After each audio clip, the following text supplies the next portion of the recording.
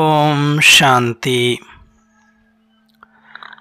ನಾವೆಲ್ಲ ಆತ್ಮರು ಭ್ರೂ ಮಧ್ಯದಲ್ಲಿ ಸ್ಮೃತಿ ಸ್ವರೂಪರಾಗುತ್ತಾ ನಾವೆಲ್ಲ ಆತ್ಮರ ತಂದೆ ಪರಂಪಿತ ಶಿವಬಾಬರವರನ್ನು ಪರಮಧಾಮದಲ್ಲಿ ಸ್ಮೃತಿ ಮಾಡುತ್ತಾ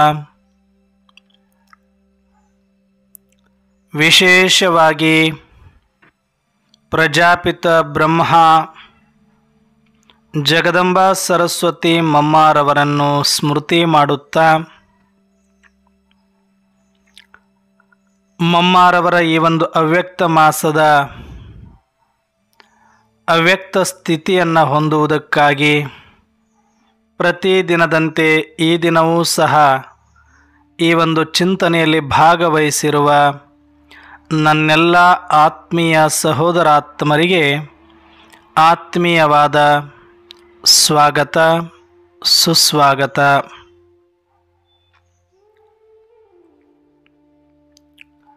ಪ್ರತಿದಿನ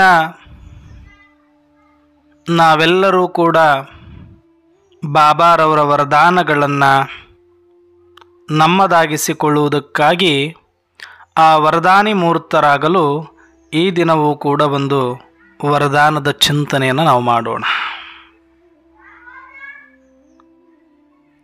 ಈ ದಿನದ ವರದಾನವಾಗಿದೆ,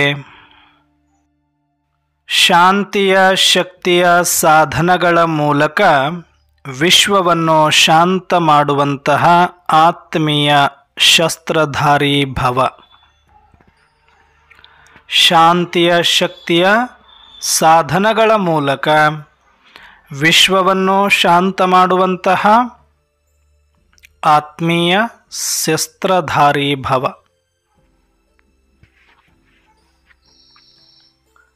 ಈ ದಿನ ವಿಶೇಷವಾಗಿ ಬಾಬಾರವರು ಆತ್ಮೀಯ ಶಸ್ತ್ರಧಾರಿಗಳಾಗಿರಬೇಕು ಅಂತ ಹೇಳ್ತಾರೆ. ಒಂದೊಂದು ಸಲ ನಮ್ಮನ್ನು ಅದಕ್ಕೆ ರುಹಾನಿ ಮಿಲ್ಟ್ರಿ ಆತ್ಮಿಕ ಸೇನೆ ಅಂತಲೂ ಕೂಡ ಕರೀತಾರೆ. ಜಿಸ್ಮಾನಿ ಮಿಲ್ಟ್ರಿ ಅಂದರೆ ಲೌಕಿಕ ಮಿಲ್ಟ್ರಿ ಯಾವ ಥರ ಒಂದು ದೇಶದ ಗಡಿಯನ್ನು ಕಾಯುವಲ್ಲಿ ತನ್ನ ಭದ್ರತೆಯನ್ನು ರಕ್ಷಣೆಯನ್ನು ಒದಗಿಸಲು ತಾನು ಸುಸಜ್ಜಿತವಾಗಿ ಸರ್ವಸನ್ನದ್ಧನಾಗಿ ನಿಂತಿರ್ತಾನೆ. ಪ್ರತಿಯೊಬ್ಬ ಸೈನಿಕನೂ ಕೂಡ ಒಂದು ಕೋಟೆಯಾಗಿ, ಒಂದು ರಕ್ಷಾ ಕವಚವಾಗಿ ಮತ್ತು ಶಾಂತಿ ದೂತನಾಗಿ ಆ ಗಡಿ ಭಾಗದಲ್ಲಿ ನಿಂತಿರ್ತಾನೆ. ಒಳಗಡೆ ಶಾಂತಿ ಇರಲಿಕ್ಕೆ ಕಾರಣ ತಾನು ಗಡಿಯಲ್ಲಿ ಸುಸಜ್ಜಿತನಾಗಿ ಶಸ್ತ್ರಧಾರಿಯಾಗಿ ನಿಂತಿರುವುದರಿಂದ ಒಳಗಡೆ ಎಲ್ಲವೂ ಶಾಂತವಾಗಿ ಸುಭಿಕ್ಷಿತವಾಗಿ ನಡೆಯುವಂಥದ್ದು. ವಿಶ್ವವನ್ನು ಶಾಂತಗೊಳಿಸಲಿಕ್ಕೆ ಲೌಕಿಕವಾಗಿ ಅಶಾಂತಿ ಉಂಟಾಗದಂತೆ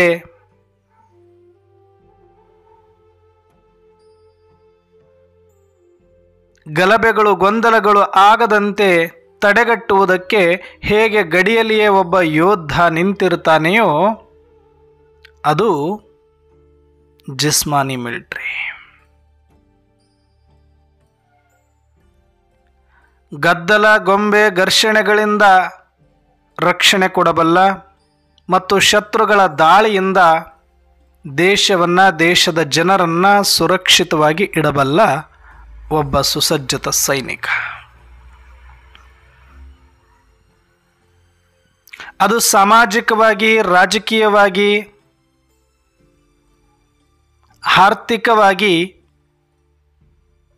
ಒಂದಷ್ಟು ರೀತಿಯಲ್ಲಿ ರಕ್ಷಣೆಯನ್ನು ಕೊಡಬಲ್ಲರು. ಆದರೆ ಇಲ್ಲಿ ನಾವು ಪ್ರಜಾಪಿತ ಬ್ರಹ್ಮಕುಮಾರಿ ಈಶ್ವರೀಯ ವಿಶ್ವವಿದ್ಯಾಲಯದ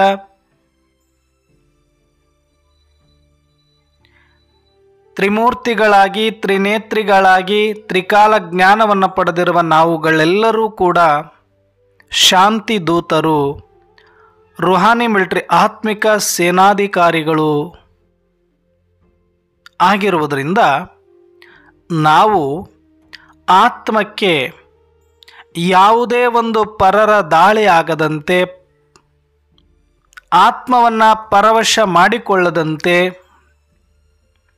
ಆತ್ಮದ ಶಾಂತಿಯನ್ನು ಕದಡದಂತೆ ಕಾಪಾಡುವುದು ಕೂಡ ನಮ್ಮ ಕೆಲಸ ಆಗಿದೆ. ಯಾವುದು ಪರದಾಳಿ, ಪರವಶ ಆಗೋದಿಲ್ಲಿ? ಆತ್ಮ ಜಾಗೃತಿ ಆಗದೇ ಇದ್ದರೆ, ಆತ್ಮ ವಿಸ್ಮೃತಿಯಲ್ಲಿದ್ದರೆ ಅದನ್ನು ಮನಸ್ಸು ಆಕ್ರಮಣ ಮಾಡಿಕೊಂಡು ಬಿಡುತ್ತೆ. ಸೂಕ್ಷ್ಮ ಶಕ್ತಿಗಳು ಆಕ್ರಮಣ ಮಾಡಿಕೊಂಡು ತಮ್ಮ ಸಂಕಲ್ಪದ ಗದ್ದಲವನ್ನೆಬ್ಬಿಸಿ ಅಲ್ಲೋಲ ಕಲ್ಲೋಲವನ್ನು ಮಾಡಿಬಿಡುತ್ತವೆ. ಮನಸ್ಸಿನ ಗದ್ದಲದಿಂದ ಇಂದ್ರಿಯಗಳು ಕೂಡ ಚಂಚಲಿತಗೊಂಡು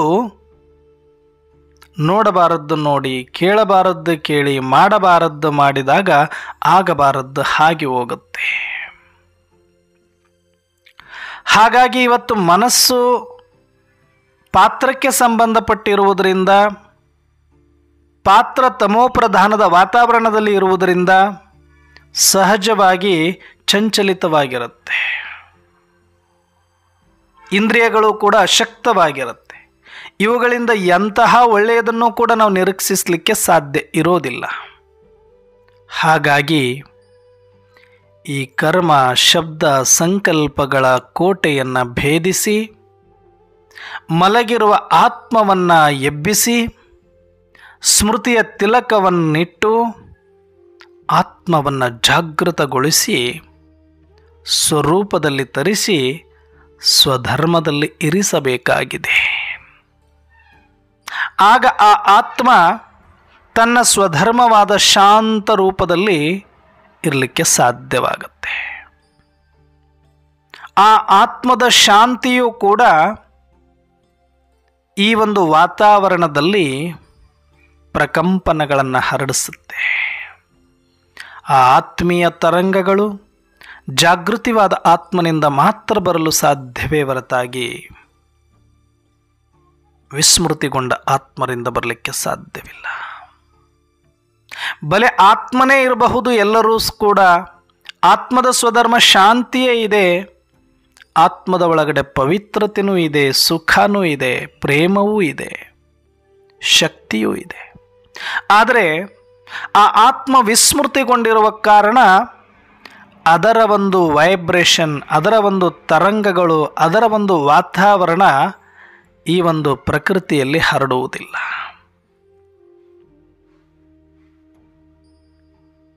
ಅಲ್ಲಲ್ಲಿ ಅಗರಬತ್ತಿಗಳೇನೋ ಸಾಕಷ್ಟು ಇರುತ್ತೆ ಅಂಗಡಿಗಳಲ್ಲಿ, ಆದರೆ ಸುಗಂಧ ಮಾತ್ರ ಬರ್ತಾ ಇರೋದಿಲ್ಲ. ಯಾಕೆ ಅಂತಂದರೆ ಎಲ್ಲವೂ ಪ್ಯಾಕ್ಡ್ ಆಗಿಬಿಟ್ಟಿರ್ತವೆ. ಇಲ್ಲ, ಎಲ್ಲ ಅಗರಬತ್ತಿಗಳು ಇದ್ದರೂ ಕೂಡ ಅದರ ಸುವಾಸನೆಯಿಂದ ವಂಚಿತರಾಗಿರ್ತವೆ. ಯಾಕೆ ಅಂತಂದರೆ ಅವು ಯಾವೂ ಕೂಡ ಬೆಂಕಿಯ ಸ್ಪರ್ಶವನ್ನು ಮಾಡಲಿಲ್ಲ, ಜ್ಯೋತಿಯ ಸ್ಪರ್ಶವನ್ನು ಮಾಡಲಿಲ್ಲ, ಅಗ್ನಿಯ ಸ್ಪರ್ಶವನ್ನು ಮಾಡಿಲ್ಲ. ಅಗ್ನಿಯ ಸ್ಪರ್ಶವನ್ನು ಮಾಡಿರದ ಎಷ್ಟೇ ಅಗರಬತ್ತಿಗಳು ಸುಗಂಧವನ್ನು ತುಂಬಿಕೊಂಡಿದ್ರೂ ಕೂಡ ಜಗತ್ತಿಗೆ ಹರಡಿಸಲಿಕ್ಕೆ ಸಾಧ್ಯ ಆಗೋದಿಲ್ಲ.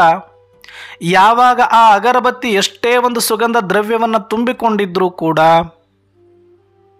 ಅದಕ್ಕೆ ಅಗ್ನಿಯ ಸ್ಪರ್ಶ ಆದಾಗ ಮಾತ್ರನೇ ಜಗತ್ತಿಗೆ ಒಂದು ಸುಗಂಧವನ್ನು, ಸುಮಧುರವನ್ನು ಹರಡಿಸಲಿಕ್ಕೆ ಸಾಧ್ಯವಾಗುತ್ತೆ. ಹೇಗೋ ಹಾಗೆ ಆತ್ಮದಲ್ಲಿ ಪವಿತ್ರತೆ ಇದೆ, ಜ್ಞಾನ ಇದೆ, ಸುಖ, ಶಾಂತಿ, ಆನಂದ, ಪ್ರೇಮ, ಶಕ್ತಿ ಎನ್ನುವ ಖಜಾನೆಗಳು, ದ್ರವ್ಯಗಳು ತುಂಬಿಕೊಂಡು ಸಂಪೂರ್ಣವಾದ ಸಂಪನ್ನವಾದ ಆತ್ಮಗಳು ನಾವೆಲ್ಲರೂ ಕೂಡ ಒಬ್ಬೊಬ್ಬರು. ನಾವೆಲ್ಲ ಒಂದೊಂದು ಆತ್ಮರೊಳಗಡೆ ಇದೇ ತುಂಬಿದೆ. ಯಾವ ಆತ್ಮನಲ್ಲಿ ಜ್ಞಾನ ಇಲ್ಲ ಅಂತ ಇಲ್ಲ, ಯಾವ ಆತ್ಮನಲ್ಲಿ ಪವಿತ್ರತೆ ಇಲ್ಲ ಅಂತ ಅಲ್ಲ, ಯಾವ ಆತ್ಮನಲ್ಲಿ ಶಾಂತಿ ಇಲ್ಲ ಅಂತ ಅಲ್ಲ, ಎಲ್ಲವೂ ಇದ್ದು ಇಲ್ಲದಂತಾಗಿದೆ ಅಷ್ಟೇ. ಏಕೆ ಅಂತಂದರೆ ಅಗ್ನಿಸ್ಪರ್ಶವಾಗದ ಅಗರಬತ್ತಿಗಳಂತೆ ತುಂಬಿಕೊಂಡು ಸುಮ್ಮನೆ ಕೂತಿವೆ ಅಷ್ಟೇ, ವಿಸ್ಮೃತಿಗೊಂಡಿವೆ ಅಷ್ಟೇ. ಆ ವಿಸ್ಮೃತಿಗೆ ಜ್ಞಾನದ ಜ್ಯೋತಿಯ ಸ್ಪರ್ಶ, ಸ್ಮೃತಿಯ ಜ್ಯೋತಿಯ ಸ್ಪರ್ಶವಾದಾಗ ಆತ್ಮವು ತನ್ನ ಸ್ವರೂಪದಲ್ಲಿ ಬಂದು ತನ್ನ ಅಂತರ್ಗರ್ಭದಲ್ಲಿ ಅಡಗಿರುವಂತಹ ಈ 7 ಶಕ್ತಿಗಳನ್ನು ಅದರಲ್ಲೂ ವಿಶೇಷವಾಗಿ ಎಲ್ಲ ಶಕ್ತಿಗಳ ಸಾರ ಮತ್ತು ಸ್ವಧರ್ಮವಾಗಿರುವ ಶಾಂತಿಯನ್ನು ಈ ಜಗತ್ತಿನಲ್ಲಿ ಹರಡಿಸಲಿಕ್ಕೆ ಸಾಧ್ಯವಾಗುತ್ತೆ. ಹಾಗಾಗಿಯೇ ಸ್ವಯಂ ಪರಂಪಿತ ಶಿವಪರಮಾತ್ಮ ಈ ಜಗತ್ತಿನಲ್ಲಿ ಎಲ್ಲರೂ ಕೂಡ ಪರಮಾತ್ಮನಿಗೆ ಬೈಕೊಳ್ತಾ ಇದ್ದಾರೆ, ನಮಗೆ ನೆಮ್ಮದಿ ಇಲ್ಲ, ನಮಗೆ ಸುಖ ಇಲ್ಲ, ನಮಗೆ ಶಾಂತಿ ಇಲ್ಲ, ನಮಗೆ ಆನಂದ ಇಲ್ಲ, ಖುಷಿ ಇಲ್ಲ, ಪ್ರೀತಿ ಇಲ್ಲ. ಇಷ್ಟೇ ತಾನೇ ಕೇಳೋದು ಜಗತ್ತಲ್ಲಿ. ನಾವು ಏನು ಕೇಳಿದ್ರು ಇದು ಆತ್ಮದ ಗುಣಗಳನ್ನೇ ಕೇಳಿದ್ದೀವಿ. ಸುಖ ಬೇಕು, ಶಾಂತಿ ಬೇಕು, ಪ್ರೀತಿ ಬೇಕು, ಶಕ್ತಿ ಬೇಕು, ಒಂದಷ್ಟು ಜ್ಞಾನ ಬೇಕು, ಪವಿತ್ರತೆ ಬೇಕು.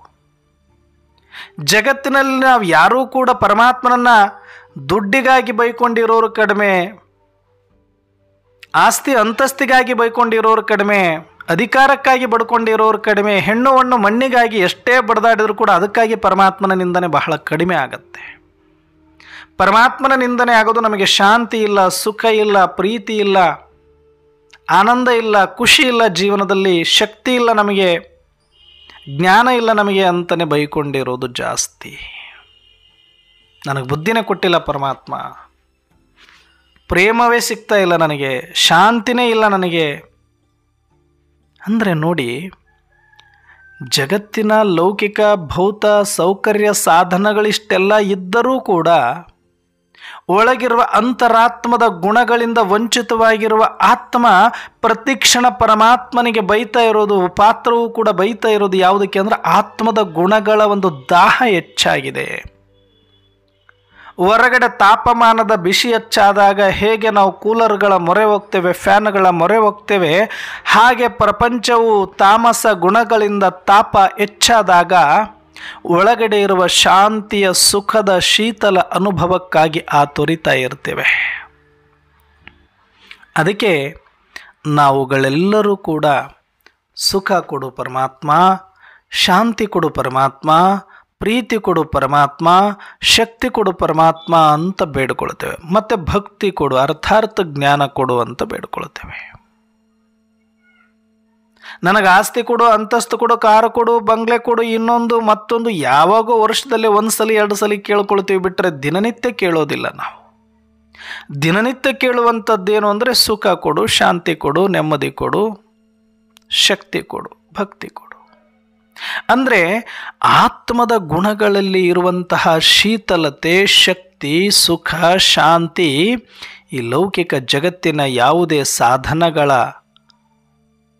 ಖುಷಿಯಲ್ಲಿ ಇರೋದಿಲ್ಲ, ಬಹಳ ಹೊತ್ತಿರೋದಿಲ್ಲ. ಯಾಕಂದರೆ ಇದು ಇದ್ದು ಇಲ್ಲದಂತಾಗಿ ಹೋಗಿಬಿಡುತ್ತೆ. ಇದು ನಿರಂತರವಾಗಿ ಇರೋದಲ್ಲ, ಇದ್ರೂ ಅದು ಒಂದೇ ಸ್ವರೂಪದಲ್ಲಿ ನಿಲ್ಲೋದಿಲ್ಲ. ಪರಿವರ್ತನೆ ಪುನರಾವರ್ತನೆಯ ಜಗದ ನಿಯಮದ ಅಡಿಯಲ್ಲಿ ಈ ಲೌಕಿಕದ ಎಲ್ಲ ಜಗತ್ತಿನ ಜಡ ವಸ್ತುಗಳು, ಸಾಧನಗಳು, ವ್ಯಕ್ತಿಗಳು, ಅಧಿಕಾರ, ಅಂತಸ್ತು, ಪ್ರೀತಿ, ವಿಶ್ವಾಸ, ಸಂಬಂಧ ಇವೆಲ್ಲವೂ ಕೂಡ ಸತೋ ರಜೋ ತಮೋದಲ್ಲಿ ಪರಿವರ್ತನೆಯಾಗ್ತಾ, ಕೂಡಿರೋದೆಲ್ಲ ಅಗಲುತ್ತಾ, ಹತ್ತಿರೋದೆಲ್ಲ ಇಳಿಯುತ್ತಾ ಬರುತ್ತೆ. ಹಾಗಾಗಿ ಇದು ಒಂದು ಸಲ ಖುಷಿ ಕೊಟ್ಟು ಮತ್ತೊಂದು ಸಲ ದುಃಖ ಕೊಡೋದು ಈ ಜಗತ್ತಿನ ವಿಷಯ, ವ್ಯಕ್ತಿಗಳ, ಸಂಬಂಧಗಳ, ಅಧಿಕಾರಗಳ, ಯಾವುದೇ ಒಂದು ಸ್ಥಾನಮಾನಗಳ, ಕೀರ್ತಿಯ ಮುಖವಾಡನೇ ಹೀಗೆ ಇರುತ್ತೆ. ಖುಷಿ ಕೊಟ್ಟ ಮೇಲೆ ಅದು ದುಃಖ ಕೊಟ್ಟೇ ಹೋಗುತ್ತೆ. ಅದಕ್ಕೆ ಶಾಶ್ವತವಾಗಿ ನಾವು ಸುಖವನ್ನು, ಶಾಶ್ವತವಾಗಿ ಆನಂದವನ್ನು ಪಡೆಯಬೇಕು ಅಂದರೆ ಆತ್ಮ ಜಾಗೃತಿಯನ್ನು ನಾವು ಮಾಡಿಕೊಳ್ಳಬೇಕಾಗತ್ತೆ. ಅದರ ವಿನಃ ಬೇರೆ ಯಾವುದು ಮಾಡಿದ್ರೂ ಕೂಡ ಅದು ತನ್ನ ಮೂಲವಾಗಿರ್ತಕ್ಕಂಥ ಸ್ವಾಭಾವಿಕ ಮತ್ತು ನೈಸರ್ಗಿಕ ಶಾಂತಿಯನ್ನು ಹೊಂದಲಾರದು. ಅದು ಸಹಜವಾದ ಶಾಂತಿಯೂ ಆಗಿರಲಾರದು ಮತ್ತು ಸತ್ಯ ಶಾಂತಿಯೂ ಆಗಿರಲಾರದು. ನಾವು ಆ ಹೆಸರುಗಳನ್ನು ಸುಖ, ಶಾಂತಿ ಅನ್ನೋದನ್ನು ಹೊರಗಡೆ ಲೌಕಿಕದಲ್ಲಿ ಬಳಸುವ ಪದ್ಧತಿ ಹೆಚ್ಚಾಗಿರಬಹುದು, ಆದರೆ ಹೊರಗಡೆ ಸಿಗುವುದು ಯಾವುದೂ ಕೂಡ ಸುಖವಲ್ಲ. ಅದು ಕೇವಲ ಆ ಸಮಯಕ್ಕೆ ತಿಕ್ಕ ಅಲ್ಪ ತೃಪ್ತಿಯ ಹೊರತಾಗಿ ಅದನ್ನು ಸುಖ ಅಂತ ನಾವು ಭ್ರಮಿಸ್ತಾ ಇದ್ವಿ ಹೊರತಾಗಿ ಅದು ಸುಖ ಅಲ್ಲ. ಸಾಧನಗಳಿಂದ ಸುಖ ಪಡೆಯೋದಾಗಿದ್ದರೆ, ಸಂಪತ್ತಿನಿಂದ ಸುಖ ಪಡೆಯೋದಾಗಿದ್ದರೆ ಜಗತ್ತಿನಲ್ಲಿ ಶ್ರೀಮಂತರೆಲ್ಲರೂ ಸುಖವಾಗಿ ಇರಬೇಕಾಗಿತ್ತು. ನೆಮ್ಮದಿಯಾಗಿ ಶಾಂತಿಯಾಗಿ ಇರಬೇಕಾಗಿತ್ತು, ಪ್ರೀತಿಯಿಂದ ಇರಬೇಕಾಗಿತ್ತು, ಶಕ್ತಿಯಿಂದ ಇರಬೇಕಾಗಿತ್ತು, ಪವಿತ್ರತೆಯಿಂದ ಇರಬೇಕಾಗಿತ್ತು.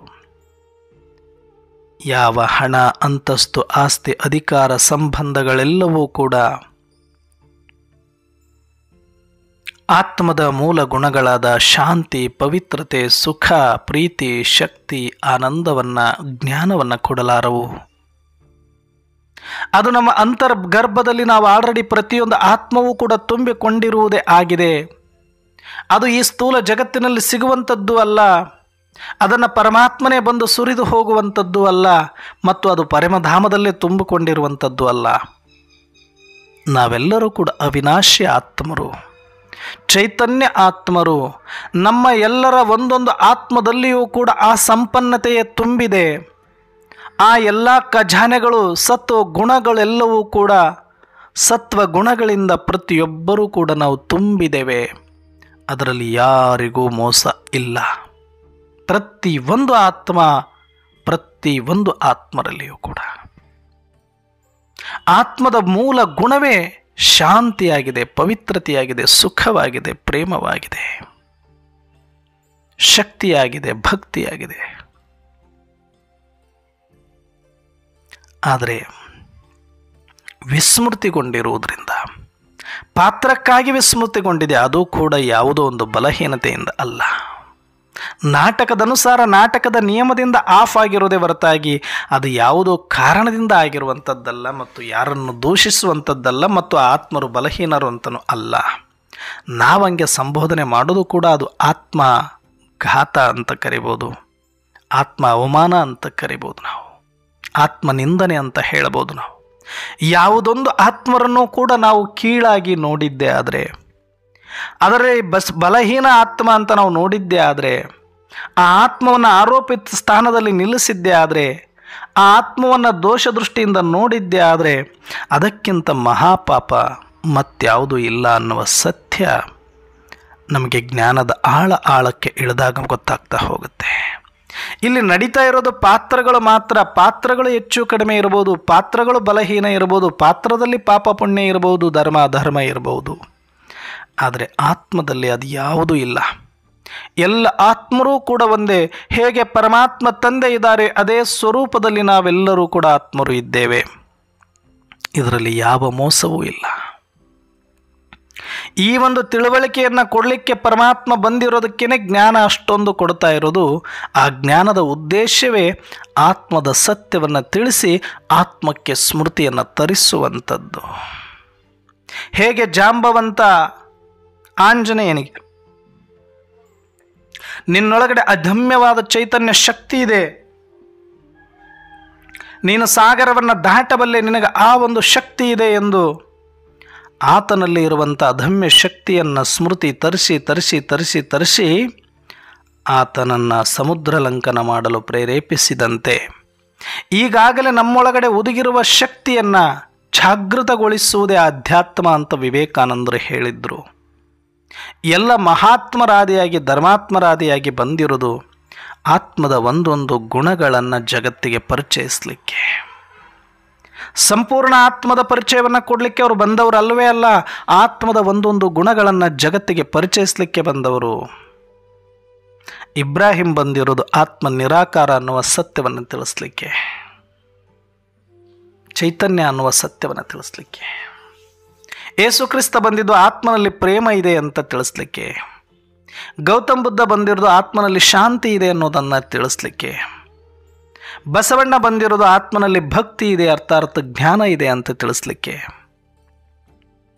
ಹೀಗೆ ಅನೇಕ ಧರ್ಮಾತ್ಮರು, ಮಹಾತ್ಮರು ಎಲ್ಲರೂ ಕೂಡ ಆತ್ಮದ ಒಂದೊಂದು ಭಾಗವನ್ನು ಜಗತ್ತಿಗೆ ಪರಿಚಯ ಮಾಡಿಸಿ ಒಂದಷ್ಟು ಆತ್ಮ ಜಾಗೃತಿ ಮಾಡಿಸುವ ಪ್ರಯತ್ನ ಪಟ್ಟಿದ್ದಾರೆ.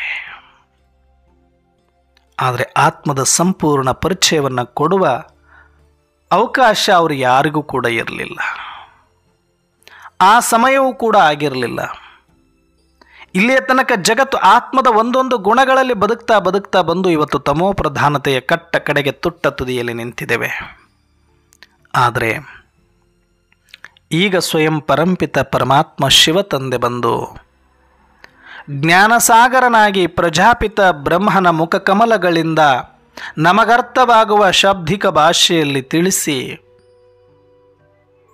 ಆತ್ಮಕ್ಕೆ ಭೂ ಮಾಡಿ ನೀನು ಯಾರಾಗಿದೆಯಾ, ನಿನ್ನೊಳಗಡೆ ಏನಿದೆ, ನಿನ್ನಲ್ಲಿ ಎಂಥ ಖಜಾನೆ ಇದೆ, ನೀನು ಎಂಥ ಚೈತನ್ಯನಾಗಿದೆಯಾ, ಅವಿನಾಶಿಯಾಗಿದೆ, ಏಳು ಎದ್ದೇಳು, ಎಚ್ಚರವಾಗು, ಗುರಿ ಮುಟ್ಟುವವರೆಗೂ ನಿಲ್ಲಬೇಡ ಅಂತ ವಿವೇಕಾನಂದರ ವಾಣಿಯಂತೆ ಪರಮಾತ್ಮ ತಂದೆಯು ಕೂಡ ಸತತವಾಗಿ 88 ವರ್ಷಗಳಾಗ್ತಾ ಇದೆ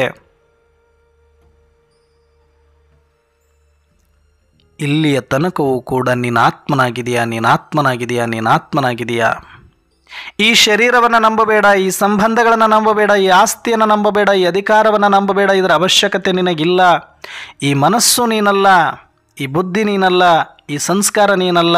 ಇವೆಲ್ಲವೂ ಪಾತ್ರಕ್ಕಾಗಿ ಸಿಕ್ಕಿರುವ ಇಂದ್ರಿಯಗಳ ಸಾಧನಗಳೇ ಹೊರತಾಗಿ ಇವ್ಯಾವುದೂ ನೀನಲ್ಲ. ಇವೆಲ್ಲವೂ ಕೂಡ ಪಾತ್ರಕ್ಕಾಗಿ ಸಿಕ್ಕಿರುವ ಅಸ್ತ್ರಗಳೇ ಹೊರತಾಗಿ ಇವುಗಳ್ಯಾವುದೂ ಕೂಡ ನಿನ್ನ ಮೂಲತಃ ಶಸ್ತ್ರಗಳಲ್ಲ.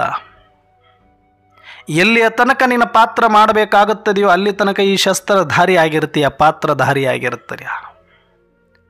ಪಾತ್ರಕ್ಕೆ ಬೇಕಾಗಿರುವ ಮೇಕಪ್ಪನ್ನು ಮಾಡಿ ವೇಷವನ್ನು ಧರಿಸುವಂತೆ ಪ್ರತಿಯೊಬ್ಬರೂ ಕೂಡ ನಿಮ್ಮ ನಿಮ್ಮ ಪಾತ್ರಕ್ಕೆ ತಕ್ಕಂತೆ ಇಲ್ಲಿ ವೇಷವನ್ನು ಧರಿಸಿಕೊಂಡು ಬಂದು ಶಸ್ತ್ರಧಾರಿಗಳಾಗಿರುವವರು.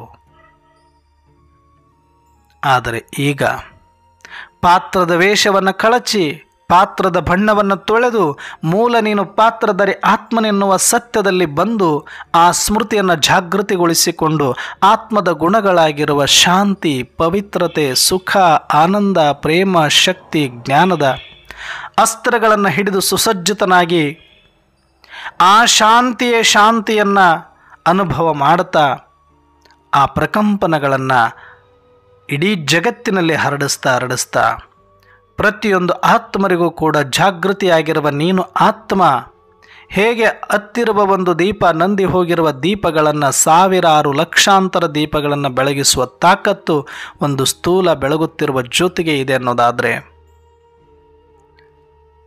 ಸ್ಮೃತಿ ಸ್ವರೂಪಗೊಂಡಿರುವ ಜಾಗೃತಗೊಂಡಿರುವ ನೀನು ಆತ್ಮ ವಿಸ್ಮೃತಿಗೊಂಡಿರುವ ಲಕ್ಷಾಂತರ ಕೋಟ್ಯಾಂತರ ಆತ್ಮರ ಅಂತರಾತ್ಮದ ಜ್ಯೋತಿಯನ್ನು ಜಾಗೃತಿ ಮಾಡಬಲ್ಲೆ.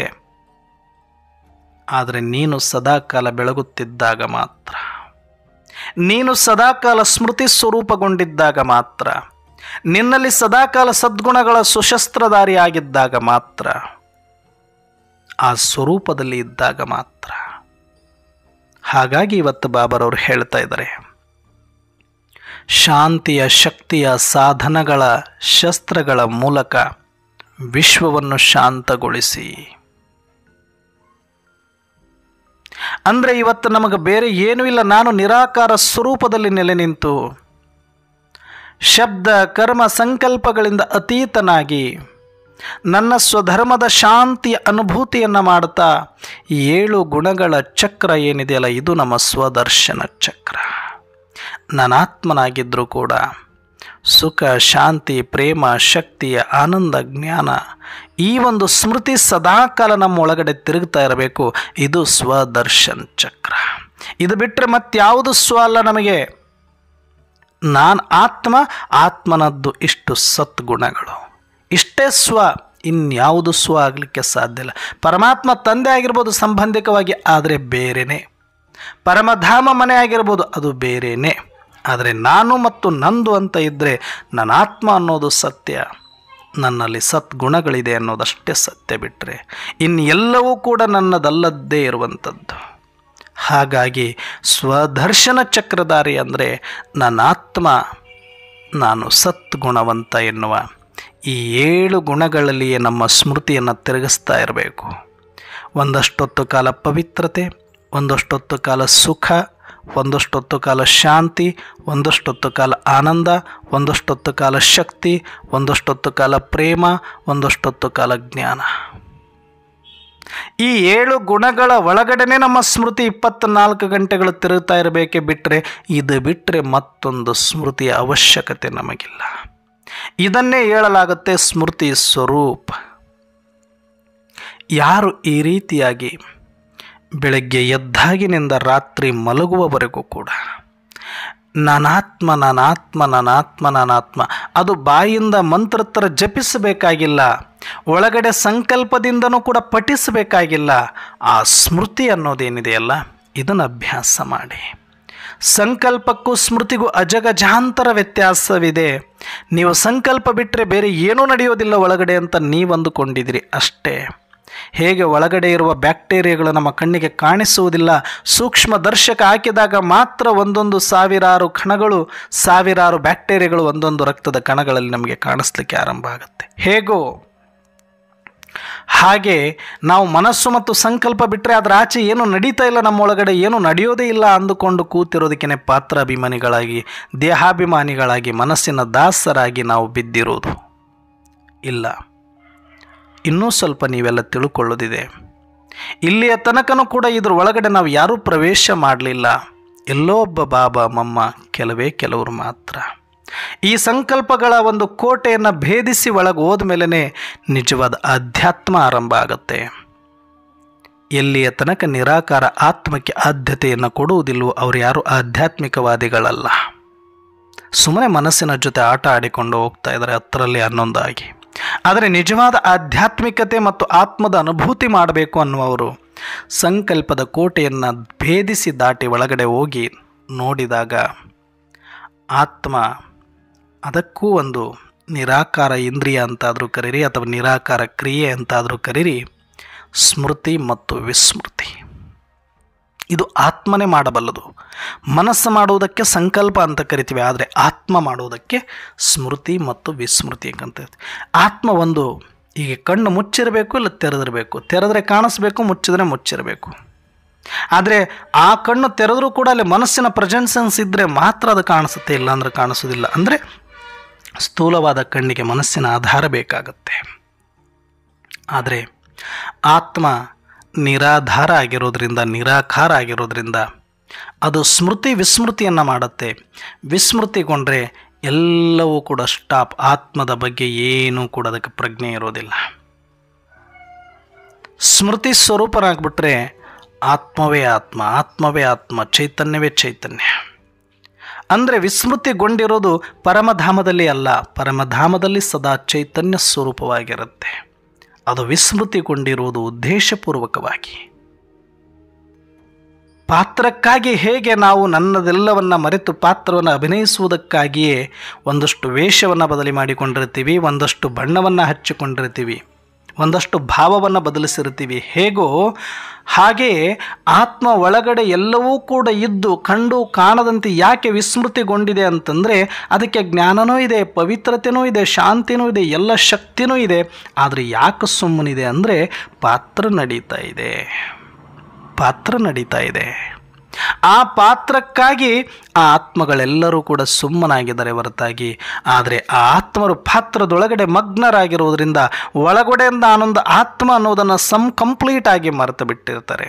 ಹೇಗೆ ಪಾತ್ರದಲ್ಲಿ ಪರವಶವಾದ ಪಾತ್ರಧಾರಿಯು ತನ್ನ ಎಲ್ಲವನ್ನೂ ಮರೆತು ಪಾತ್ರವೇ ಆಗಿ ಬಿಟ್ಟಿರ್ತಾನೆಯೋ ಹಾಗೆ ಅಷ್ಟು ಎಕ್ಯುರೇಟ್ ಆಗಿ ಪಾತ್ರವನ್ನು ಜಗತ್ತಿನಲ್ಲಿ ನಿರ್ವಹಿಸೋಕ್ಕಾಗಿ ಬಂದಿರುವಂಥ ಪ್ರತಿಯೊಂದು ಚೈತನ್ಯ ಆತ್ಮರು ಕೂಡ ತಮ್ಮ ಮೂಲ ಸ್ವರೂಪವನ್ನು, ಮೂಲ ಸದ್ಗುಣಗಳನ್ನು ಮರೆತು ಹೋಗಿದ್ದಾರೆ ಅಷ್ಟೇ. ಬಿಟ್ಟರೆ ಯಾವ ಆತ್ಮನೂ ಕಮ್ಜೋರಿಲ್ಲ, ಯಾವ ಆತ್ಮನೂ ಪಾಪಿ ಇಲ್ಲ, ಯಾವ ಆತ್ಮನೂ ಅಶಕ್ತನಲ್ಲ, ಯಾವ ಆತ್ಮನೂ ಪಾಪಿ ಅಲ್ಲ, ದೋಷನಲ್ಲ. ಹಾಗಾಗಿ ಈಗ ನಮಗೆ ಆ ಪರಮಾತ್ಮ ಶಿವತಂದೆ ಬಂದು ಈ ಸ್ಮೃತಿಯನ್ನು ಕೊಟ್ಟ ಮೇಲೆ ನನಗೊಳಗಡೆ 24 ಗಂಟೆಗಳ ಚಿಂತನೆ, ನಾನಾತ್ಮ ಸದಾಕಾಲ ಸ್ಮೃತಿ ಸ್ವರೂಪದಲ್ಲಿ ಇದ್ದೇನೋ ಇಲ್ಲವೋ. ಹೇಳ್ತಾರಲ್ಲ ಬಸವಣ್ಣನವರು, ಚಕೋರಂಗೆ ಚಂದ್ರಮನ ಬೆಳಗಿನ ಚಿಂತೆ, ಅಂಬುಜಕ್ಕೆ ಭಾನುವಿನ ಉದಯದ ಚಿಂತೆ, ಭ್ರಮರಂಗೆ ಪರಿಮಳದ ಭಂಡುಂಬ ಚಿಂತೆ, ಎನಗೆ ನಮ್ಮ ಕೂಡಲ ಸಂಗಮ ದೇವನ ನೆನೆಯುವ ಚಿಂತೆ. ಬೇರೆ ಯಾವ ಚಿಂತೆ ಇಲ್ಲ ನನಗೆ, ಆತನ ನೆನಪು ಮಾಡಿಕೊಂಡು. ಯಾಕಂದ್ರೆ ಅದು ಭಕ್ತಿ. ಅಲ್ಲಿ ಪರಮಾತ್ಮನೇ ಪ್ರಧಾನ. ಆದರೆ ಈಗ ನಾವು ಜ್ಞಾನಕ್ಕೆ ಬಂದಿದ್ದೀವಿ, ಇಲ್ಲಿ ಆತ್ಮ ಪ್ರಧಾನ. ಹಾಗಾಗಿ ಓಂ ನಮಃ ಶಿವಾಯವನ್ನು ಬಿಡಿಸಿ ಈಗ ಓಂ ಶಾಂತಿ ಮಹಾಮಂತ್ರವನ್ನು ಕೊಟ್ಟಿರೋದು. ಬಿಡಿಸಿ ಅಂತ ಬಿಡಿರಿ ಅಂತ ಹೇಳಿರೋದಲ್ಲ, ಸಾಕು ನನ್ನ ಜಪ ಮಾಡಿರೋದು, ನನ್ನ ಭಕ್ತಿ ಮಾಡಿರೋದು. ಸುಮಾರು 2500 ವರ್ಷಗಳ ಕಾಲ ನನಗೆ ಪೂಜೆ ಅರ್ಚನೆ ಅಭಿಷೇಕಗಳನ್ನೆಲ್ಲ ಮಾಡಿ ನಿಮ್ಮ ಭಕ್ತಿ ಸಮರ್ಪಣೆ ಮಾಡಿ ಓಂ ನಮಃ ಶಿವಾಯ ಮಹಾಮಂತ್ರವನ್ನು ದೇಶಗಳಲ್ಲಿ ಹರಡಿಸಿ 12 ಲಿಂಗಗಳನ್ನು ಸ್ಥಾಪಿಸಿ ಏನೆಲ್ಲ ರೀತಿಯಲ್ಲಿ ಶಿವನ ಒಂದು ಮಹಿಮೆ ಮಾಡಬೇಕಾಗಿತ್ತು, ಪೂಜೆ ಮಾಡಬೇಕಾಗಿತ್ತು, ಭಕ್ತಿ ಭಾವಗಳನ್ನು ಸಮರ್ಪಿಸಬೇಕಾಗಿತ್ತು. ನಿಮಗೆ ತಿಳಿದು ತಿಳಿಲಾರದು ಎಲ್ಲ ರೀತಿಯಲ್ಲೂ ಕೂಡ ನೀವು ನನ್ನನ್ನು ಭಜಿಸಿದ್ರಿ, ಹಾಡಿದಿರಿ, ಪೂಜಿಸಿದ್ರಿ. ಆದರೆ ಈಗ ಅದರ ಫಲವಾಗಿ ನಾನು ಧರೆಯಲ್ಲಿ ಅವತರಿಸಿದ್ದೀನಿ. ಈಗ ಮಗು, ನಿನಗಾಗಿ ನೀನು ಒಂದಷ್ಟು ಭಜಿಸು, ನಿನಗಾಗಿ ನೀನು ಒಂದಷ್ಟು ಜಪಿಸು, ನಿನಗಾಗಿ ನೀನು ಒಂದಷ್ಟು ಪೂಜಿಸು. ಯಾಕಂದರೆ ನನ್ನಂತೆಯೇ ನೀನು ಇರುವೆ, ನನ್ನಲ್ಲಿರುವುದೆಲ್ಲವೂ ನಿನ್ನಲ್ಲಿಯೂ ಇದೆ. ಈಗ ನಿನ್ನಲ್ಲಿ ಇರುವುದನ್ನು ಅನುಭವ ಮಾಡುವ ಸಮಯ ಬಂದಿದೆ. ಹಾಗಾಗಿ ಓಂ ಶಾಂತಿ ಅಂದರೆ ನಾನೊಂದು ಆತ್ಮ, ನಾನು ಶಾಂತ ಸ್ವರೂಪ. ಯಾವುದೇ ಒಂದು ಆತ್ಮನಿಗೆ ನಾವು ಪ್ರತ್ಯುತ್ತರ ಕೊಡುವಾಗಲೂ, ಸಂಭಾಷಣೆ ಆರಂಭಿಸುವಾಗಲೂ ಓಂ ಶಾಂತಿ ಅಂದರೆ ನಾನಾತ್ಮ ಶಾಂತ ಸ್ವರೂಪ ಎನ್ನುವ ಸ್ಮೃತಿಯಲ್ಲಿ ನಾನು ಬರಬೇಕು, ಎದರಲ್ಲಿರುವ ಆತ್ಮನಿಗೂ ಆ ಸ್ಮೃತಿಯನ್ನು ತರಿಸಬೇಕು ಅನ್ನುವ ಉದ್ದೇಶದಿಂದ ಶಿವತಂದೆ ನಮಗೆ ಓಂ ಶಾಂತಿ ಮಹಾಮಂತ್ರವನ್ನು ಕೊಟ್ಟಿದ್ದಾರೆ. ಇದು 1 ಸೆಕೆಂಡಿನಲ್ಲಿ ಸ್ಮೃತಿ ಸ್ವರೂಪರಾಗಲಿಕ್ಕೆ ನಮಗೆ ಸಾಧ್ಯ ಇದೆ. ಆ 1 ಸೆಕೆಂಡಿನಲ್ಲಿ ನಾವು ಇಡೀ ದಿನ 24 ಗಂಟೆಗಳು ಕೂಡ ಅದೇ ಸ್ಮೃತಿಯಲ್ಲಿರುವಂಥ ಅಭ್ಯಾಸ ಮಾಡುವುದೇ ನಿಜವಾದ ಪುರುಷಾರ್ಥವಾಗಿದೆ. ಇದೊಂದನ್ನು ಬಿಟ್ಟು ಬೇರೆ ಏನೆಲ್ಲ ಮನನ ಚಿಂತನೆ ಮಾಡ್ತೀವಿ, ಆಳವಾದ ಸಂಶೋಧನೆಗಳನ್ನು ಮಾಡ್ತೀವಿ, ರಿಸರ್ಚ್ಗಳನ್ನು ಮಾಡ್ತೀವಿ, ಇನ್ನೊಂದು ಮತ್ತೊಂದು ಮಗದೊಂದು, ಇವೆಲ್ಲವೂ ಚೆನ್ನಾಗಿರುತ್ತೆ, ಹಂಗೆ ಮಾಡಿದ್ರೆ ಚೆನ್ನಾಗಿರುತ್ತೆ. ಇವೆಲ್ಲ ಪಾತ್ರದ ಬಡಿದಾಟಗಳು, ಪಾತ್ರದ ಹುಚ್ಚುತನಗಳು, ದೇಹಾಭಿಮಾನದ ಸೂಕ್ಷ್ಮ ಅಭಿಮಾನಗಳೇ ಹೊರತಾಗಿ ಮತ್ತೇನೂ ಅಲ್ಲ. ಬಿಟ್ಟುಬಿಡಿ. ಬಾರದು ಬಪ್ಪದು, ಬಪ್ಪದು ತಪ್ಪದು.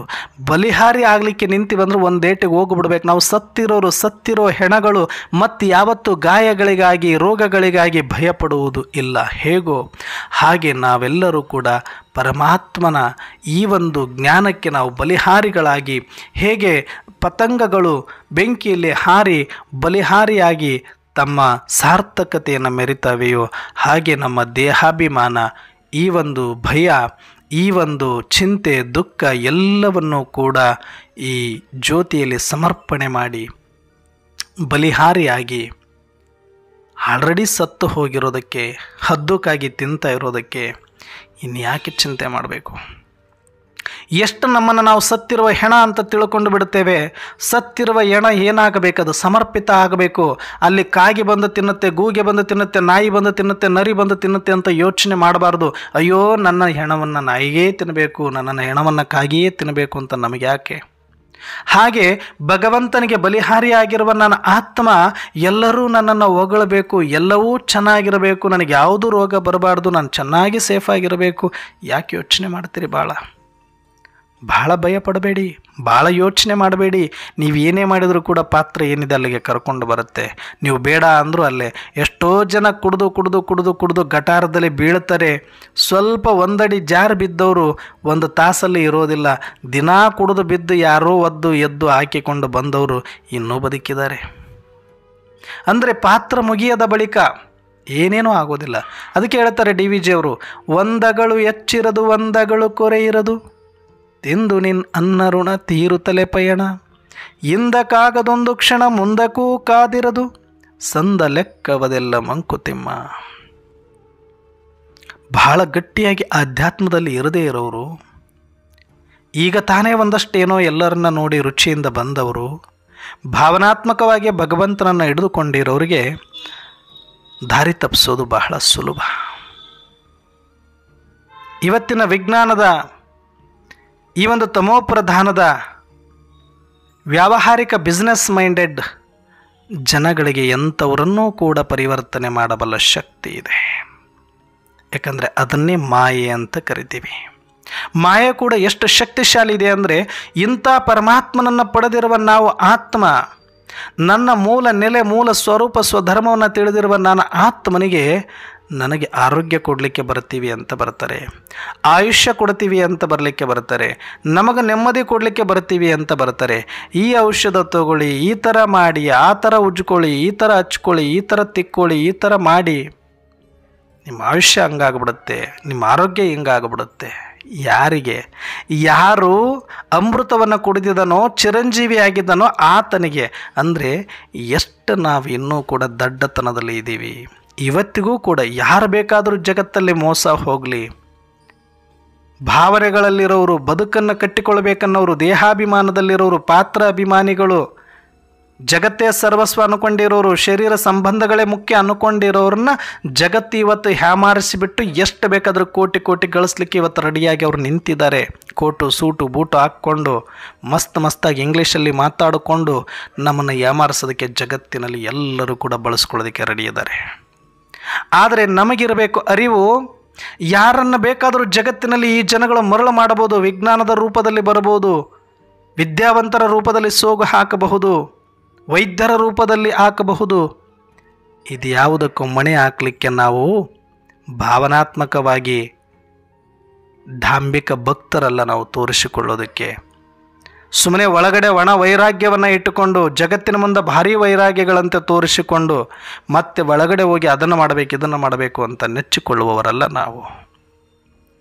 ಈ ಸಾಧನಗಳನ್ನು ಬಳಸ್ಕೊಂಡ್ಬಿಡ್ರಿ ನಿಮಗೆ ಕಾನ್ಸಂಟ್ರೇಷನ್ ಬರುತ್ತೆ, ಈ ಸಾಧನಗಳನ್ನು ಬಳಸ್ಕೊಂಡ್ಬಿಡ್ರಿ ನೀವು ಮೆಡಿಟೇಷನ್ ಚೆನ್ನಾಗಾಗತ್ತೆ. ಏನು ಒಂದಾ ಎರಡಾ? ಹೆಚ್ಚು ಕಡಿಮೆ ಆದರೆ ಈ ಔಷಧಿ ತೊಗೊಂಬಿಡಿ ನಿಮಗೆ ಧ್ಯಾನ ಆಗುತ್ತೆ ಅಂತ ಹೇಳೋ ಕಾಲನೂ ಮುಂದೆ ಬರ್ಬೋದು.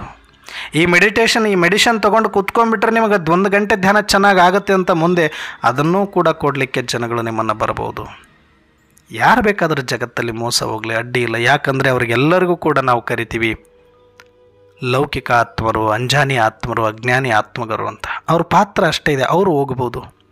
ಆದರೆ ಯಾರು ನಾನು ಶಿವಶಕ್ತಿ ಆಗಿದ್ದೀನಿ, ಶಿವ ಸಂತಾನನಾಗಿದ್ದೀನಿ, ಶಿವಪುತ್ರನಾಗಿದ್ದೀನಿ, ಸ್ವಯಂ ಶಿವನಿಂದ ಬ್ರಹ್ಮ ಮುಖವಂಶಾವಳಿ ಆಗಿದ್ದೀನಿ, ಬ್ರಹ್ಮನ ಮುಖಕಮಲದಿಂದ ಬ್ರಹ್ಮಜ್ಞಾನವನ್ನು ಪಡೆದಿದ್ದೀನಿ, ಆತ್ಮದ ಸ್ಮೃತಿಯಲ್ಲಿ ಬಂದಿದ್ದೀನಿ, ಆತ್ಮದ ಸ್ವರೂಪವನ್ನು ತಿಳಿದಿದ್ದೀನಿ, ನಾನು ಆತ್ಮ ಆದ ಮೇಲೆ ಇನ್ನು ಯಾವ ಭಯ ಇರಬೇಕು ನನಗೆ ಹೇಳಿ?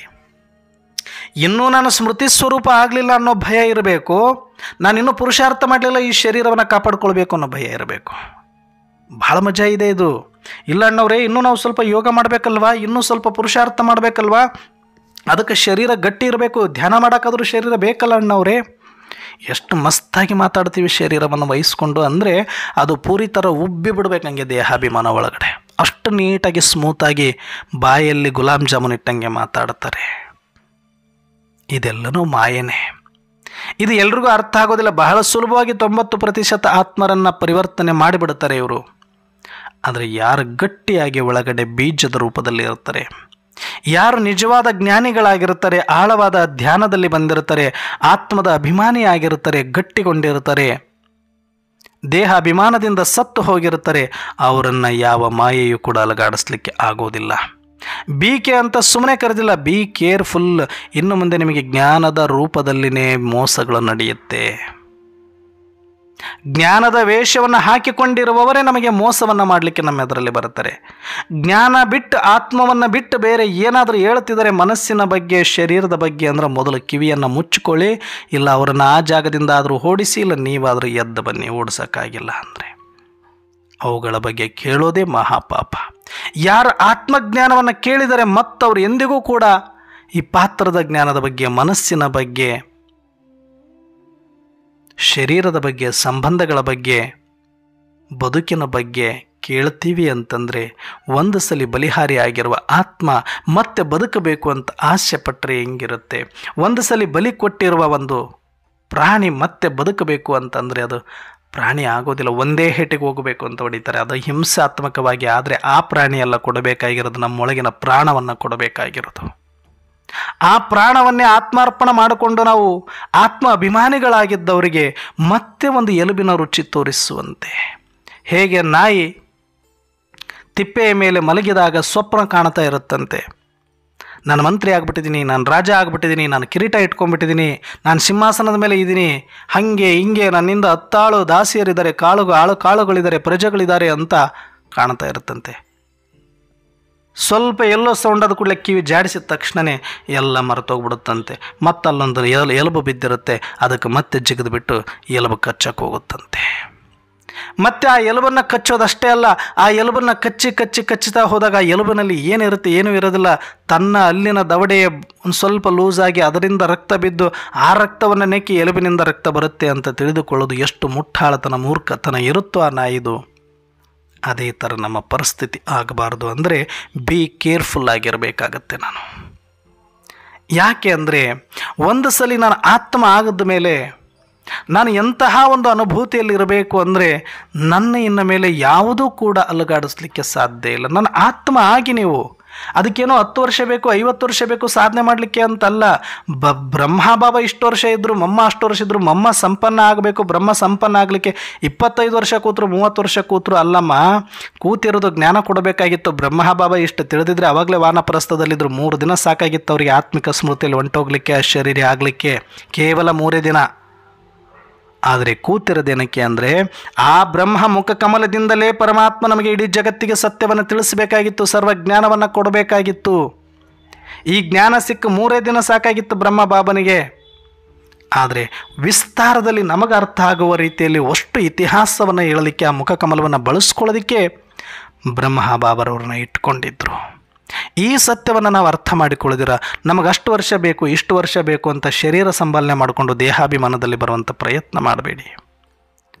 ಪಾತ್ರ ಇರೋವರೆಗೂ ಇದ್ದೇ ಇರುತ್ತೆ, ನಂಬಿಕೆ ಇಟ್ಕೊಳ್ಳಿ. ಏನೂ ಆಗೋದಿಲ್ಲ ಅಂದರೆ ಏನೂ ಆಗೋದಿಲ್ಲ, ಏನೋ ಆಗುತ್ತೆ ಅಂದರೆ ಖಂಡಿತ ಆಗುತ್ತೆ ನಿಮಗೆ. ಯಾಕಂದರೆ ನೀವೇ ಅದನ್ನು ಇನ್ವೈಟ್ ಮಾಡ್ತಾ ಇದ್ದೀರಿ ಅಂತ ಅರ್ಥ. ಏನೂ ಆಗೋದಿಲ್ಲ, ಏನೇನೂ ಆಗೋದಿಲ್ಲ. ನೀವು ಸಂಪನ್ನ ಆಗೋ ತನಕ ಏನೂ ಆಗೋದಿಲ್ಲ. ಪರಮಾತ್ಮ ಕೈ ಹಿಡಿದಿದ್ದಾರೆ ನಿಮಗೆ. ಆದರೆ ನಿಮ್ಮ ಲಕ್ಷ್ಯ ಸಂಪನ್ನತೆ ಕಡೆಗಿರಬೇಕು. 1 ಸೆಕೆಂಡಿನ ಕೆಲಸ ಇದು. ನೀವು ಅಂದ್ಕೊಂಡಿದ್ರೆ 5 ವರ್ಷ 10 ವರ್ಷ ಇಷ್ಟು ತಿಳ್ಕೊಂಡು ಗಟ್ಟಿಯಾಗಿ ಈ ಕ್ಷಣನೇ ನನ್ನ ಕತ್ತು ಕುಯ್ಕೊಂಡು ಹೋದರೂ ಕೂಡ ನಾನು ಆತ್ಮದ ಅಭಿಮಾನಿಯಾಗಿದ್ದೀನಿ ಅನ್ನುವ ಸ್ಮೃತಿ ಸ್ವರೂಪದಲ್ಲಿ ಬಂದು ನಿಂತ್ಕೊಳ್ಳಿ. ನೀವು ಈ ರೀತಿಯಾಗಿ ಆತ್ಮ ಸಮರ್ಪಣೆ ಮಾಡಿಕೊಂಡು ಆತ್ಮದ ಸ್ಮೃತಿಯ ಆನಂದದಲ್ಲಿ ಮುಳುಗಿದ್ದವರಿಗೆ ಸತ್ತಿರ ಎಣವನ್ನು ಯಾವ ಪ್ರಾಣಿ ಪಕ್ಷಿಗಳು ಬೇಕಾದರೂ ತಿನ್ಬೋದು, ಇದೇ ತಿನ್ನಬೇಕಂತಿಲ್ಲ. ಹಾಗೆ ಆತ್ಮಾರ್ಪಣೆ ಮಾಡಿಕೊಂಡಿರೋರಿಗೆ ನಿಂದನೆಗಳು ಬರಲಿ, ಅವಮಾನಗಳು ಬರಲಿ, ಹಾರತುರಾಯಿಗಳೇ ಬರಬೇಕಂತಿಲ್ಲ. ನಿಮ್ಮನ್ನು ಗುರುತಿಸಬೇಕು ಅಂತ ಇಲ್ಲ. ಯಾರು ಬೇಕಾದರೂ ನಿಮ್ಮನ್ನು ತುಚ್ಛವಾಗಿ ಕಾಣಲಿ, ಯಾರು ಬೇಕಾದರೂ ನಿಮ್ಮನ್ನು ನಿಂದನೆ ಮಾಡಲಿ, ಅವರಿಗೆಲ್ಲರಿಗೂ ವಾಕ್ ಸ್ವಾತಂತ್ರ್ಯ ಇದೆ. ಅರ್ಪಿಸಿಬಿಡಬೇಕೆಲ್ಲ. ಶರೀರದ ಅಭಿಮಾನ ಹೆಂಗೆ ಹೋಗ್ಬೇಕಂದ್ರೆ ಜನಗಳು ನಿಂದನೆ ಮಾಡಿ ಮಾಡಿ ಮಾಡಿ ಮಾಡಿ ಮಾಡಿ ಮಾಡಿ ಅದನ್ನು ಖಲಾಸ್ ಮಾಡಿಬಿಡಬೇಕು, ಉಳಿಸಬಾರದಲ್ಲಿ. ಏನು ಯಾವುದಾದ್ರೂ ಒಂದು ಶರೀರ ಸತ್ತ ತಕ್ಷಣವೇ ನಮ್ಮೂರ ಪಕ್ಕದಲ್ಲಿ ಒಬ್ಬರು ಘನಮಠೇಶ್ವರ ಮಹಾಶಿವಯೋಗಿಗಳಂತಿದ್ದಾರೆ. ನಾನು 5 ವರ್ಷದಿಂದ ಅಲ್ಲಿ ಭಕ್ತಿ ಆರಂಭವಾಗಿದ್ದೇ ಆ ಮಠದಿಂದ. ನನಗೆ ವೈರಾಗ್ಯ ಚಕ್ರವರ್ತಿ ಅಂತ ಹೇಳ್ತಾರೆ, ಘನಮಠ ಶಿವಯೋಗಿಗಳು ಅಂತ. ವೈರಾಗ್ಯದಲ್ಲಿ ನಿಪುಣರವರು. ಎಷ್ಟು ವೈರಾಗ್ಯ ಅಂತಂದರೆ ಅವ್ರಿಗೆ ಯಾವತ್ತೂ ಕೂಡ ಹಣದ ಮೇಲೆ, ಆಸ್ತಿಯ ಮೇಲೆ, ಅಂತಸ್ತಿನ ಮೇಲೆ, ದೇಹದ ಮೇಲೆ ಏನೇನೂ ಇರಲಿಲ್ಲ. ಅವರು ಎಷ್ಟರ ಮಟ್ಟಿಗೆ ವೈರಾಗ್ಯದಲ್ಲಿದ್ದರು ಅಂದರೆ, ನಾನು ಶರೀರ ಬಿಟ್ಟರೆ, ಯಾಕಂದ್ರೆ ಅಷ್ಟೊತ್ತಿಗೆ ತುಂಬ ಪ್ರಸಿದ್ಧಿ ಆಗಿಬಿಟ್ಟಿರ್ತಾರೆ, ಸಾವಿರಾರು ಜನ ಭಕ್ತರು ಇದ್ದಿರ್ತಾರೆ.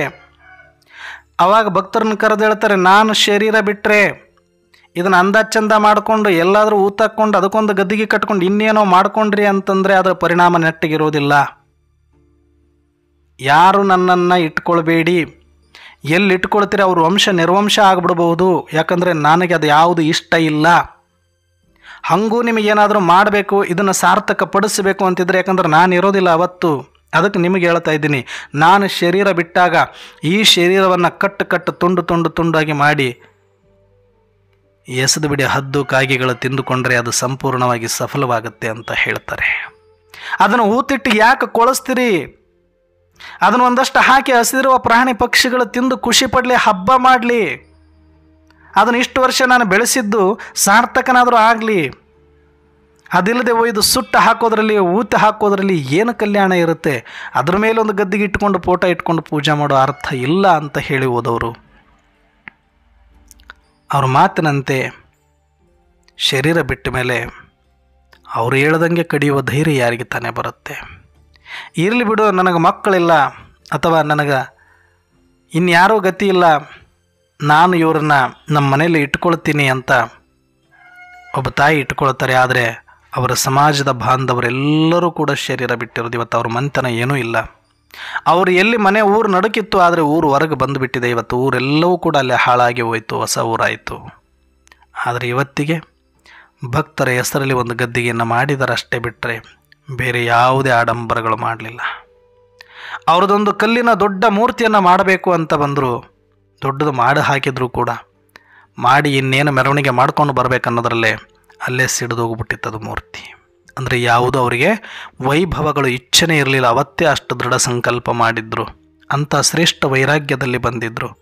ಅದು ಭಕ್ತಿ ಮಾರ್ಗದಲ್ಲೇ ಅಲ್ಪ ಸ್ವಲ್ಪ ಅಧ್ಯಾತ್ಮ ತಿಳಿದುಕೊಂಡವರು. ಹಾಗಂತ ಈಗ ಹೋಲಿಸಿದರೆ ಅಂದರೆ ಪರಮಾತ್ಮನಿಂದ ಜ್ಞಾನ ಸಿಕ್ಕಿರಲಿಲ್ಲ, ಒಳಗಡೆ ಅವರಿಗಾಗಿರುವ ಆತ್ಮಜ್ಞಾನ ಮಾತ್ರ. ಅಷ್ಟರ ಆಧಾರದ ಮೇಲೆ ಅಂಥ ವೈರಾಗ್ಯದಲ್ಲಿ ಬಂದಿದ್ದರು. ಇವತ್ತು ನಮಗಿನ್ನೇನು ಬೇಕಾಗಿದೆ ಹೇಳಿ? ಸ್ವಯಂ ಪರಮಾತ್ಮನಿಂದ ಈ ತ್ರಿಕಾಲ ಜ್ಞಾನವನ್ನು ಪಡೆದು ತ್ರಿನೇತ್ರದ ತ್ರಿಕರಣ ಶುದ್ಧಿಯನ್ನು ಮಾಡಿಕೊಂಡು ಆತ್ಮ ಅಂತರಂಗದಲ್ಲಿ ಜಾಗೃತಿ ಮಾಡಿಕೊಂಡವರಿಗೆ ಇನ್ಯಾವುದೂ ಬೇಕಾಗಿಲ್ಲ. ಇಡೀ 24 ಗಂಟೆ ನನ್ನ ಆತ್ಮ ನನ್ನ ಆತ್ಮ ನನ್ನ ಆತ್ಮ ನನ್ನ ಆತ್ಮ. ನಾಳೆ ಇರ್ತೀರೋ ಇಲ್ಲೋ ಗೊತ್ತಿಲ್ಲ, ಭಾಳ ಯೋಚನೆ ಮಾಡಬೇಡಿ. ನಾನು ಇನ್ನೂ 5 ವರ್ಷ ಬದುಕಬೇಕು, 10 ವರ್ಷ ಬದುಕಬೇಕು, ಭಾಳ ದೊಡ್ಡ ಪ್ಲಾನ್ ಹಾಕಬೇಡಿ. 24 ಗಂಟೆದು ಗ್ಯಾರಂಟಿ ಇಲ್ಲ, ಆದರೂ ಪ್ಲಾನ್ ಇಟ್ಕೊಳ್ಳಿ ಅಷ್ಟೇ. 24 ಗಂಟೆ. ಇವತ್ತು ಬೆಳಗ್ಗೆ ಎದ್ದಾಗಿನಿಂದ ರಾತ್ರಿ, ಅದರಲ್ಲೂ ಒಂದು 18 ಗಂಟೆ, ಒಂದು 6 ಗಂಟೆ ನಿದ್ದೆಗೆ ಹೋದರೂ ಕೂಡ ಒಂದು 18 ಗಂಟೆ ನಾನು ಆತ್ಮದ ಸ್ವರೂಪದಲ್ಲಿ ಇರಬೇಕಿಷ್ಟೇ. ಬಿಟ್ಟರೆ ಇನ್ನು ಯಾವ ಇಚ್ಛೆಯನ್ನು ಇಟ್ಕೊಳ್ಬೇಡಿ. ಎದ್ದಾಗ ಸ್ಮೃತಿ ಸ್ವರೂಪದಲ್ಲಿ ಎದ್ದೇಳ್ತೀರಾ, ಮಲಗುವಾಗ ಸ್ಮೃತಿ ಸ್ವರೂಪದಲ್ಲಿ ಮಲಗ್ತೀರಾ, ಮಧ್ಯದಲ್ಲಿ ಎದ್ದು ಏನೆಲ್ಲ ಕರ್ಮ ಕಾರ್ಯಗಳನ್ನು ಮಾಡುವಾಗಲೂ ಕೂಡ ಸ್ಮೃತಿ ಸ್ವರೂಪದಲ್ಲಿದ್ದು ಮಾಡ್ತಿದ್ದೀರಾ. ಇಷ್ಟೇ ಸಿಂಪಲ್ ಚೆಕ್ ಮಾಡ್ತಾ ಹೋಗಿ. ಇದಕ್ಕಿಂತ ದೊಡ್ಡ ಜ್ಞಾನ ಯಾವುದಿಲ್ಲ. ಮತ್ಯಾವ ರಿಸರ್ಚ್ಗಳು ಬೇಕಿಲ್ಲ, ಮತ್ಯಾವ ವೆರೈಟಿಗಳು ಬೇಕಿಲ್ಲ. ಇದನ್ನು ಸುಮ್ಮನೆ ಮಾಡ್ತಾ ಮಾಡ್ತಾ ಮಾಡ್ತಾ ಹೋಗಿ ಸ್ವದರ್ಶನ ಚಕ್ರಧಾರಿಗಳಾಗಿ ಒಳಗಡೆ. ಸ್ವದರ್ಶನ ಅಂದರೆ ನಾನು ಪೂಜ್ಯ, ನಾನು ಬ್ರಾಹ್ಮಣ, ನಾನು ಫರಿಸ್ತ ಇವೆಲ್ಲ ಬಿಟ್ಟುಬಿಡಿ. ಮತ್ತು ಪರಮಧಾಮ ಸೂಕ್ಷ್ಮತನ ಇದೆಲ್ಲನೂ ಕೂಡ ನಡೀತಾ ಇರುತ್ತೆ. ಆದರೆ ಒಳಗಡೆ ಈ ಒಂದು ಚಕ್ರ ತಿರುಗುತ್ತಾ ಇದ್ದರೆ ಮಾತ್ರ ಮುಂದಿನ ಚಕ್ರಗಳು. ಯಾಕಂದರೆ ಇದು ಮೇನ್ ಚಕ್ರ. ಆತ್ಮದ ಒಂದು ಸ್ವದರ್ಶನ ಚಕ್ರ ಏನು ಅಂದರೆ 7 ಚಕ್ರಗಳು 7 ಚಕ್ರಗಳಂತಲ್ಲಿ ಇವೆ. ಆ ಸಪ್ತ ಗುಣಗಳೇನಿದೆ ಇವುಗಳನ್ನು ತಿರುಗಿಸಬೇಕಾಗಿರೋದು ನಾವು ಒಳಗಡೆ. ನಾನು ಆತ್ಮ ಆಗಿದ್ದೀನಿ ಅನ್ನುವ ಸ್ಮೃತಿಯಲ್ಲಿ ಜ್ಞಾನ, ಪವಿತ್ರತೆ, ಸುಖ, ಶಾಂತಿ, ಪ್ರೇಮ, ಶಕ್ತಿ, ಆನಂದ ಈ 7 ಚಕ್ರಗಳ ಸ್ಮೃತಿಯಲ್ಲಿ ಇರುವುದೇ ಸುದರ್ಶನ ಚಕ್ರವಾಗಿದೆ. ಈ ಸತ್ಯವನ್ನು ಅರ್ಥ ಮಾಡಿಕೊಂಡು ನಾವು ಶಾಂತಿ ಸ್ವರೂಪದಲ್ಲಿದ್ದು ಶಾಂತಿ ದೂತರಾಗಿ ವಿಶ್ವದಲ್ಲಿರುವ ಪ್ರತಿಯೊಬ್ಬ ಆತ್ಮನಿಗೂ ಇದೇ ಸ್ಮೃತಿಯನ್ನು ಕೊಟ್ಟು ಸೂಕ್ಷ್ಮವಾಗಿ ಈ ತರಂಗಗಳನ್ನು ಹರಡಿಸಿ ಆತ್ಮನನ್ನು ಜಾಗೃತಿಗೊಳಿಸೋಣ. ಈ ಮುಖೇನ ವಿಶ್ವವನ್ನು ಶಾಂತಗೊಳಿಸೋಣ ಅಂತ ಹೇಳ್ತಾ ಇವತ್ತಿನ ಈ ಒಂದು ಚಿಂತನೆಯನ್ನು ಶಾಂತಿ ಸಾಗರನಾದ ಪರಂಪಿತ ಪರಮಾತ್ಮನಿಗೂ ಮತ್ತು ಶಾಂತಿ ಧಾಮಕ್ಕೂ ಸಮರ್ಪಣೆ ಮಾಡಿ ಈ ಚಿಂತನೆಯನ್ನು ಮುಕ್ತಾಯ ಮಾಡೋಣ. ಅಚ್ಚಾ. ಓಂ ಶಾಂತಿ.